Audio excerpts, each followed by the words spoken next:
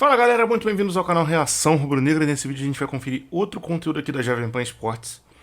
E o título é o seguinte, quem é o favorito? Gente, pra mim essa final, Flamengo e São Paulo, reticência. Mauro César é sincero. Vamos ver que sinceridade é essa? Trocando de janela e vamos lá. Like no vídeo, se inscreva no canal, 3, 2, 1. Lau. E essa final vai ser daqui a um mês. São dois times inconstantes, para resumir. O Flamengo com porradaria e tudo mais. A gente não sabe quantos rounds acontecerão até lá, ou se vai parar de lutar, ou se vão alimentar aquele teatro de ontem. A gente não sabe nem se o São Paulo vai estar lá. São Paulo ele fala isso. Ele fala isso na coletiva. Até um tom meio de despedida, tipo, de repente eu não vou estar mais aqui. A gente não sabe nem se o São Paulo vai estar no Flamengo. Aí tem várias questões. Por exemplo, o São Paulo vai ter ainda a Sul-Americana. Ele tem uma maratona de jogos, vai ter que fazer escolhas importantes. Porque ele vai ter que jogar todo o meio de semana. Já nesse agora e no outro, né? Então não tem trégua para o São Paulo. É o único time agora em 3 competições. E o Flamengo não vai ter. Ou seja, em termos de... O que é péssimo, que está fora da Libertadores. É um vexame ter sido eliminado como foi, óbvio. Mas não vai ter o desgaste que o São Paulo vai ter. Então tem vários aspectos aí. Eu acho que o São Paulo vai priorizar, claro, a final da Copa do Brasil, mas ele vai conviver com uma situação diferente. Para mim são dois times inconstantes e em um mês pode acontecer qualquer coisa. Se você olhar menos de um mês... Antes do São Paulo fazer um bom jogo com as reservas, merecia até ganhar no Maracanã contra o Flamengo, ele vinha de uma derrota e a vitória do São Lourenço, veio de uma derrota para o Atlético. O Atlético ganhou de ninguém. Eram 10 jogos sem vitória, o Felipão, e ganhou de São Paulo no Morumbi. Quebrou a série aí de jogos sem vitória, né? E todo mundo preocupado com o São Paulo. Ele ganhou do São Lourenço, já mudou. Então muda toda hora. E o Flamengo ao contrário. 3 semanas antes ganhou do Grêmio, todo mundo achava que estava classificado na Libertadores, que o Grêmio já estava eliminado, poderia ter sido demais. Depois disso, o que aconteceu? Soco na cara do Pedro, derrota ridícula para o Cuiabá, eliminação para o Olímpia, soco na cara do Varela lá, dado pelo Gerson. Quer dizer, olha quanta coisa aconteceu. No caso do Flamengo acontece de tudo, fora de campo, em campo, é uma bagunça total, né? E ontem o Marcos Braz ainda falou que não deve ter multa para os caras. Surreal. Poderia dar um bicho logo, né, Marcos Braz? Dá uma porrada na cara, aquele que acertou o soco ganha um prêmio. Deveria fazer isso, um prêmio para quem soca melhor, já que é o departamento de futebol da porradaria, né? Dá um cinturão pro Gerson, pô. É uma vergonha, coisa ridícula. Mas enfim, esse assunto para daqui a pouco. Eu acho que são dois times inconstantes. Em um mês, muita coisa vai acontecer. Muita coisa pode e deverá acontecer. Então, não consigo ver como alguém pode ser, um favorito é esse. Eu disse que não tem favorito nenhum. Na semana do jogo, a gente vai começar a ver. A gente vai sentir como estarão as duas equipes. Mas então, essa é a pergunta que eu ia te fazer. Como o Lucas e o Rames, pra mim, o São Paulo o Flamengo fica menos favorito, entendeu? Porque eu acho que são jogadores que mudam muito o patamar de um time. O Rames vai jogar? Ele vai estar inteiro? A gente não sabe. Porque tem um mês até lá, né? Então, ele tem que entrar em forma e estar em condições. Ou ele vai se machucar de novo? A gente nunca sabe. Tratando do Rames é uma interrogação monstro. O Rames é tipo o Renato Augusto. Ontem o Renato Augusto saiu com problema já também, né? Quer dizer, vai jogar os próximos jogos do Corinthians. Corinthians na Sul-Americana, terá o Renato Augusto? Não sabemos se vai ter ou não. Então, assim, são várias dúvidas. Só na semana que a gente vai saber. Que a gente vai saber qual a condição do Rames, se ele já está mais magro, se ele já está em forma física, se ele não se machucou, se ele já vai estar mais entrosado com os companheiros. Como é que vai estar o Lucas também nesse contexto todo. Mas tem várias coisas que vão acontecer até lá. Não dá para... Eu não tenho essa capacidade. Eu já li texto aí dizendo assim, não, São Paulo é praticamente imbatível. Eu falei, gente, isso aí para mim, sabe o quê? Para mim isso é caça-clique. Você faz isso para agradar uma torcida empolgada e ganhar audiência. Então o cara escreve um negócio desse com esse objetivo. Eu não acho isso muito correto. Tal. Tudo bem, mas tudo... É bom pro Flamengo, né, Mauro? Que essa final seja daqui a um mês. É ótimo. Porque o Flamengo pode sair dessa crise, dessa draga que está acontecendo lá dentro. Por isso que eu acho que alguém falar que é um favorito, tanto um quanto o outro, é um devaneio, porque vai acontecer daqui a um mês.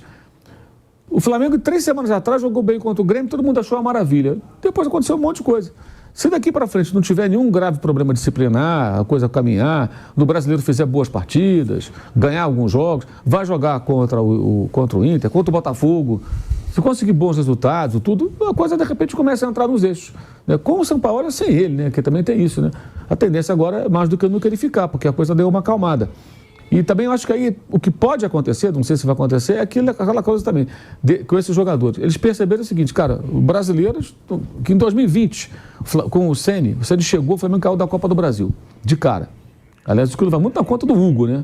O Flamengo começa a ser eliminado quando o Hugo tenta driblar o Brenner e o Flamengo perde o jogo no Maracanã. Depois ele sai dos pênaltis da Libertadores contra o Racing, também com vários desfalques e tudo, muitos problemas. Ele demora para organizar o time. Quando ele consegue ajustar o time, já está na virada para 21. O campeonato invadiu o ano seguinte por conta da pandemia. E aí ajustou o time. E os caras pegaram junto mesmo ali. O Flamengo teve uma sequência de vitórias, jogos muito bons e foi campeão, por isso. O Flamengo não foi campeão porque o Edenilson estava impedido. Foi campeão porque na reta final ele pontuou, ganhou de vários jogos. Do Palmeiras, do Corinthians, do Inter, do Grêmio, em casa, fora. Venceu várias partidas e aí arrancou para levantar a taça no final. Houve uma mobilização ali. Se o São Paulo conseguir fazer isso, se o Flamengo conseguir fazer isso, ele chega fortalecido contra o São Paulo. Material humano para isso tem. O técnico não é um mau técnico, acho que ele é um bom técnico, embora tenha problemas de relacionamento, esse temperamento dele é o grande problema. O grande inimigo dele é isso. Porque uma coisa é ele na Europa, do Olympique, chamando os jogadores que vão chegando, e num ambiente onde esse tipo de relação é mais aceitável. Tanto que o Igor Tudor, que é o técnico que veio depois, barrou o Gerson, barrou o Guendouzi, barrou o Payet, que está agora no Vasco, teve problemas aí com os jogadores, não estava nem aí. Mas ele está num ambiente onde isso é mais comum. Aqui no Brasil não é assim, né? Ainda mais um elenco já encastelado. E ele tem que ser um pouco mais flexível, né? Não é mudar radicalmente a postura, ter um pouquinho mais de jogo de cintura. Ele não tem nenhum. Eu vou querer ver aqui a declaração do Sampaoli, onde ele deixa claro que... Os caras da Jovem Pan Esportes eles são bons demais, cara. Porque eles estão fazendo o seguinte, eles estão se aproveitando da popularidade que o Mauro César tem, que nem eu também, e vários caras fazem. Acho que a gente assiste os vídeos reagindo ao que o Mauro César fala, etc. Isso sempre dá bastante acesso, assim, dá um bom... Eles pegaram um trecho do Mauro César de outro momento e botaram por cima desse pedaço agora que tá para falar aí dessa questão do favoritismo. Esse trecho que eles botaram agora, claramente eu acho que era do outro vídeo, inclusive, que eu já até tinha botado aqui, que era uma explanação maior que ele vinha fazendo. Vamos conferir aí agora. Eu aposto que nessa hora aí o Mauro César já tinha até ido embora do programa. Vamos ver se ele ainda vai estar ali. Ele nem sabe se ele vai estar no Flamengo no dia da final contra o São Paulo. Ele tem bastante noção das coisas. Ou seja, ele tá sendo bem sincero. Quando a gente acha, Cara, eu não sei se o problema desses caras é cognitivo. Eu não sei se sou eu, talvez, que seja burro e não entenda as coisas, sabe? Esses caras pensaram uma frase que o Sampaoli falou e estão... Pô, ele nem sabe se ele vai estar no Flamengo. E que não sei o que, é confiante, não sei lá.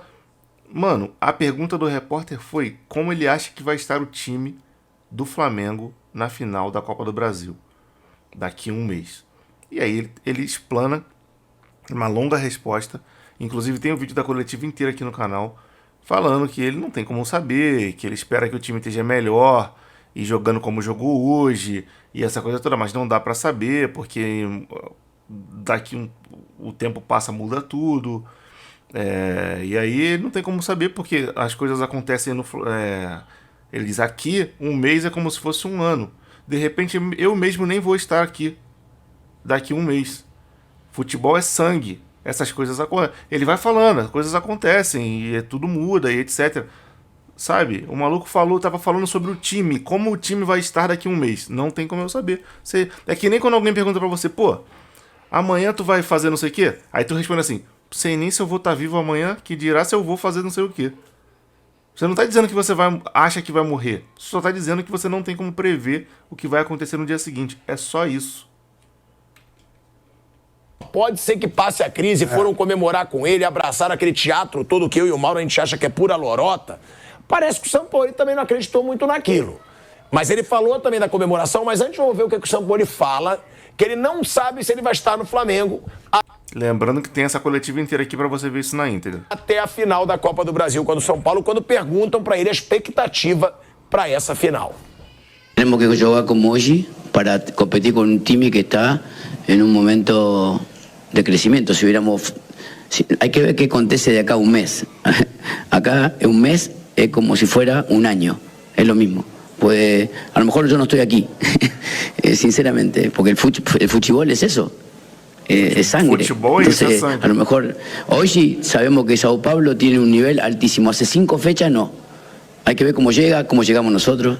Esperemos que este sea un punto de partida para que nosotros podamos competir con un time que tiene no solamente muy buenos jugadores, sino también un gran entrenador. No me genera presión que enfrenta a Dorival porque haya ganado un título con Flamengo. Sí me genera tensión el hecho de que Dorival tenga un time extremadamente competitivo.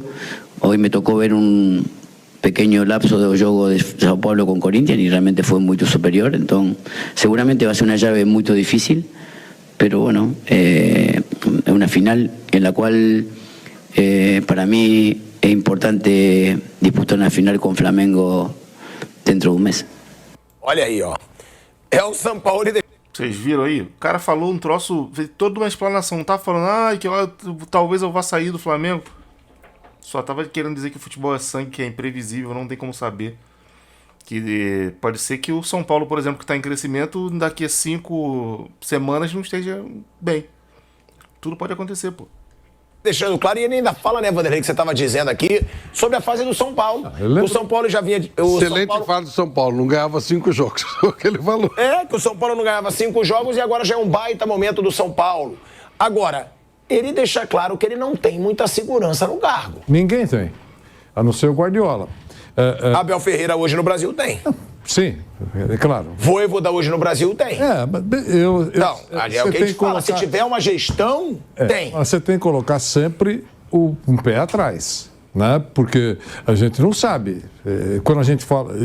Luiz Castro teve. Não, é óbvio que alguns técnicos não são demitidos da noite para o dia, mas eles não são demitidos pelo trabalho que realizam. O Abel tem uma gordura mesmo, né?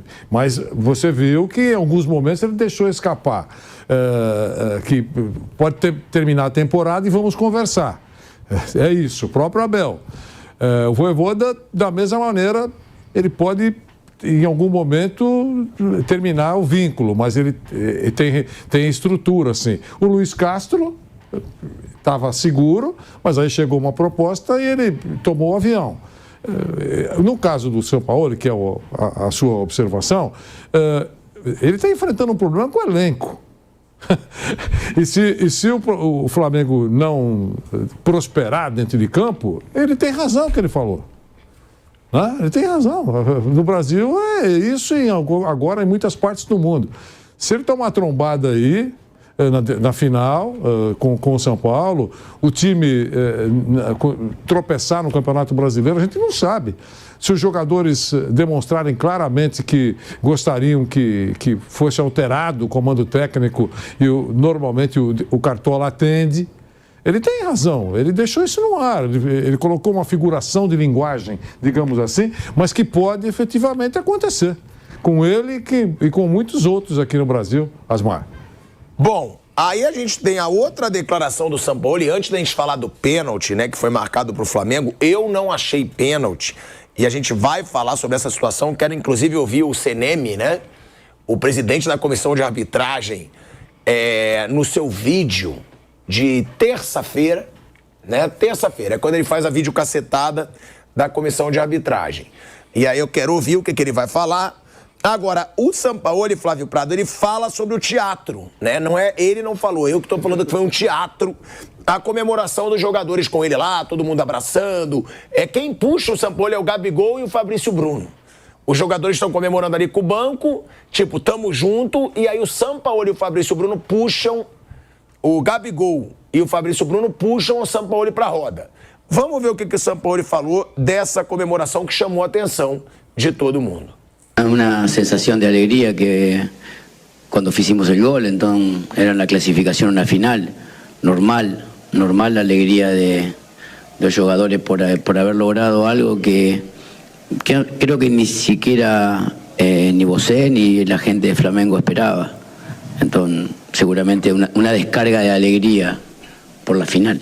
La unidad es importante, más importante cuando las cosas no salen. En la vida, en fútbol, normalmente las cosas salen menos de los que salen más. Entonces ahí se ve realmente el ser humano, cuando realmente las cosas no funcionan. Cuando las cosas van bien, cuando se hace un gol, el festejo es normal. Si seguramente la soledad del entrenador en la derrota hubiera acontecido hoy también. No creo yo que la decisión del entrenador en la toma de decisiones está vinculada a un área que es la proyección. La ejecución es otra área en la cual yo no llego ahí. Puede suceder como no puede suceder, pero estamos intentando de todos los lugares. Estamos tratando de convencer a un grupo de futbolistas que juegue de una determinada manera. Y eso alguna vez lleva tiempo, algunas veces acontece rápido y a veces no acontece jamás. Olha aí, ó. É uma declaração boa, porque ele fala: estamos tentando convencer o grupo de jogadores que atua de determinada maneira. Isso demanda tempo. Algumas vezes acontece rápido, às vezes acontece devagar e às vezes nunca acontece. É o que diz o Sampaoli. E outra coisa que me chamou a atenção é quando ele diz: a união é importante, mas é mais importante quando as coisas não saem bem. Na vida, no futebol, normalmente as coisas saem menos bem do que saem bem. Então aí que se vê realmente o ser humano, quando as coisas não funcionam. O Sampaoli passa aí alguns recados nessa declaração, né? Ó, ter união agora é mole. Comemorando lá a classificação para a final. Ser humano você vê quando as coisas vão mal. Tem um amigo meu que diz que ele é um observador da vida. Ele diz que ele passou a vida toda observando quem comparece em festa e quem comparece em velório. Bateram muito no São Paulo nessa hora. É isso. Ele sempre deu valor, muito valor, àquelas pessoas que comparecem, às vezes até isoladamente, em velório. É óbvio que é uma figuração de linguagem que ele faz, no momento da tristeza, no momento da dificuldade, no momento do balanço do navio, é que você vê as pessoas que estão ao seu lado, que apoiam,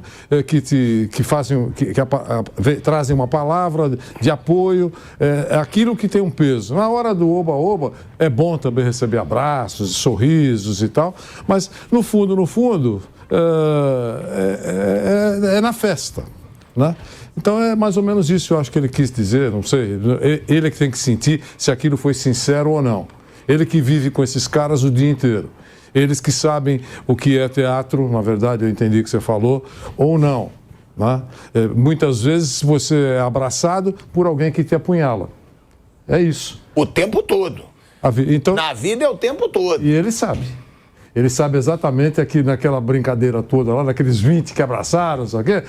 Vai, você bonzinho. 10 foram abraços sinceros, brincadeiras sinceras. Talvez ele tenha conhecimento de que nem todo mundo está fazendo aquilo publicamente, aquilo que também faz nos bastidores. É isso, Asmar. Para mim fica claro, bom, uma coisa lógica, o treinador, raramente o treinador é amigo dos jogadores.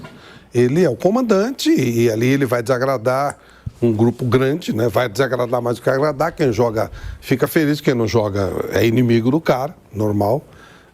Isso é a lei da vida, a lei do futebol. Mas existe aquele cara que se impõe ou pelo conhecimento tático muito grande, ou por atitudes que ele toma e que, por um espírito de justiça, né? Muito correto, porque o cara que não está jogando, ele pode não ficar feliz, mas ele sabe, se houver um espírito de justiça, atitudes justas, ele vai entender que, não, eu gostaria de estar lá, mas poxa, né?